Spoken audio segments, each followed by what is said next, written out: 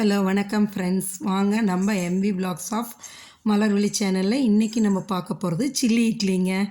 இந்த சில்லி இட்லி என்னோடய ஸ்டைலில் நான் செஞ்சுருக்கேன். வாங்க வீடியோக்குள்ளே போகலாம். பாருங்கள், நீங்கள் ஃப்ரெஷ்ஷாக ஊற்றின இட்லி எடுத்துக்கலாம், எப்படி வேணாலும். நான் காலையில் ஊற்றின இட்லி 3 இட்லி மீதி இருந்ததுங்க. அந்த 3 இட்லி எடுத்து தான் இப்போ நான் செய்ய போகிறேன். ஈவினிங் ஸ்கூல் விட்டு வர பாப்பாவுக்கு கொடுக்குறதுக்குங்க. இந்த 3 இட்லி இப்படி பீஸாக கட் பண்ணிக்கோங்க. ஒரு இட்லி 9 பீஸுங்க. நீல வாக்கில் 3, குறுக்கு வாக்கில் 3 வெட்டினீங்கன்னா 9 பீஸ் வரும். வெட்டி எடுத்துக்கிட்டு நறுக்கிட்டு இந்தமாரி வானலில் எண்ணெய் ஊற்றிடுங்க. எண்ணெய் நல்லா காயணுங்க. ஃபுல்லாக காஞ்சதுக்கப்புறமா ஒரு பீஸாக போடுங்க, அள்ளி போட்டுறாதீங்க. ஏன்னா ஒன்றோட ஒன்று ஒட்டும். ஒரு பீஸாக போட்டு உடனே திருப்பாமல் பொறுமையாக திருப்பி விடுங்க. கலர் இதாகும்.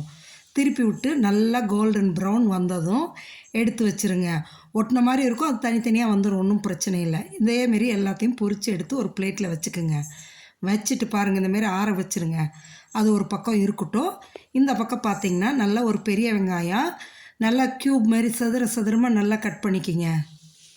பாருங்கள், இதெல்லாம் தனித்தனியாக இருக்கணும், ஒன்றா இருக்காமல் தனித்தனியாக அந்தமாரி நறுக்கி வச்சுக்கோங்க. ஒரு 10-15 பூண்டு பல் பொடியாக நறுக்கிக்கிங்க. 1 இன்ச்சுக்கு இஞ்சி துண்டு எடுத்து தோல் செதுக்கி அதையும் பொடியாக நறுக்கி வச்சுக்கோங்க. இப்போ இன்னொரு வானலை வச்சு ஒரு 2 ஸ்பூன் எண்ணெய் ஊற்றி அந்த எண்ணெயில் இந்த பூண்டு பல் நறுக்கி வச்சுருக்கோம் இல்லைங்களா, அதை போட்டு நல்லா வறுத்து எடுத்துருங்க. நல்லா கலர் சேஞ்ச் ஆகிற அளவுக்கு வருங்க. வறுத்துக்கிட்டே அந்த இஞ்சியும் செத்தி வச்சுருக்கோம் இல்லைங்களா, அதையும் போட்டு நல்லா வதக்குங்க. அந்த இஞ்சி பூண்டு 2 இந்த எண்ணெயில் நல்லா வதங்கி வந்துடணுங்க. நான் கேப்சிகம் இல்லை, அதனால் நான் போடல. உங்கள்கிட்ட குடமிளகாய் இருந்ததுன்னா நீங்கள் போட்டுக்கோங்க. இதேமாரி இந்த வெங்காயம் எப்படி சதுரமாக நறுக்கியிருக்கீங்களோ அதே போல் கேப்சிகமையும் நறுக்கிக்கிங்க. குடமிளகாயும் போட்டுட்டிங்கன்னா அவ்வளோ நல்லாயிருக்கும். ரொம்ப வதங்கணும் இல்லைங்க, ஒரு டிரான்ஸ்பரண்ட் அந்த கண்ணாடி பதம் வந்தால் போதுங்க. அப்படியே என்ன பண்ணுறீங்கன்னா சிம்மில் வச்சுட்டு இது சில்லி சாஸு ஒரு 2 ஸ்பூன் ஊற்றிக்கிங்க. ரெட் சில்லி சாஸுங்க. ரெட் சில்லி சாஸ் 2 ஸ்பூனும், சோயா சாஸ் 1 ஸ்பூனும் ஊற்றிக்கிங்க. டொமேட்டோ கெச்சப்பு அளவே இல்லைங்க, நிறையா ஊற்றிக்கலாம். குழந்தைங்களுக்கு ரொம்ப பிடிக்குங்க. நான் ஒரு 4 ஸ்பூன் ஊற்றிக்கிறேங்க. டொமேட்டோ கெச்சப் 4-5 ஸ்பூனே ஊற்றிக்கலாங்க. ஊற்றி அப்படியே கிளறி விடுங்க. 4-5 ஸ்பூன் நல்லா டொமேட்டோ கெச்சப்பு எல்லாத்துக்குமே குழந்தைங்களுக்கு ரொம்ப பிடிக்கும். ஊற்றி நல்லா கிளறுங்க. கிளறிட்டு ஒரு டம்ளர் தண்ணி எடுத்து இதில் ஊற்றிடுங்க. ஊற்றி தண்ணியை கொதிக்க விடுங்க. கொஞ்சம் தண்ணி அதிகமாகவே ஊற்றிக்கலாம், ஒன்றும் பயப்பட வேண்டாம். கொஞ்சம் தண்ணி ஊற்றி நல்லா கொதிக்கட்டும். இதுக்கிடையில் நான் இந்த காஷ்மீரி ரெட் சில்லி 1 ஸ்பூன் போட்டுக்கிறேங்க. ஏன்னா அந்த ரெட் கலர் நல்லா கிடைக்குங்க, பார்க்கவே ரொம்ப அதாவது எப்படி சொல்கிறது, நல்லா அப்படைசிங்காக இருக்குங்க. அதுக்காக 1 ஸ்பூன் ரெட் சில்லி பவுடர் போட்டு நல்லா கலந்து விட்டுட்டு 1 டம்ளர் தண்ணியை ஊற்றி நல்லா கொதிக்க விடுங்க.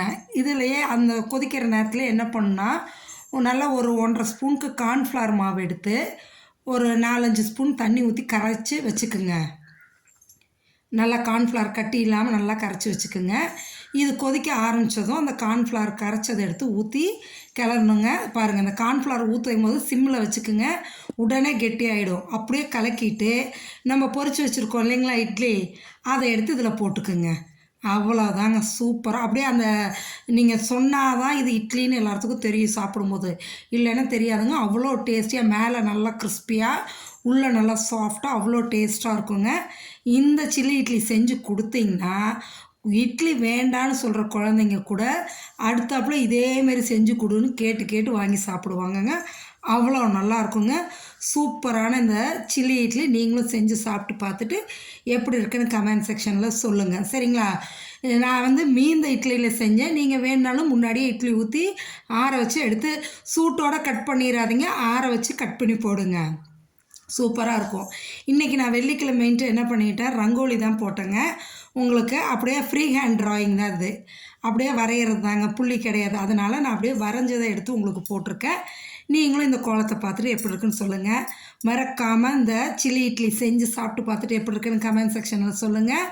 நம்ம சேனலை சப்ஸ்கிரைப் பண்ணுங்கள், லைக் பண்ணுங்கள், ஷேர் பண்ணுங்கள். தேங்க்ஸ் ஃபார் வாட்சிங் ஃப்ரெண்ட்ஸ்.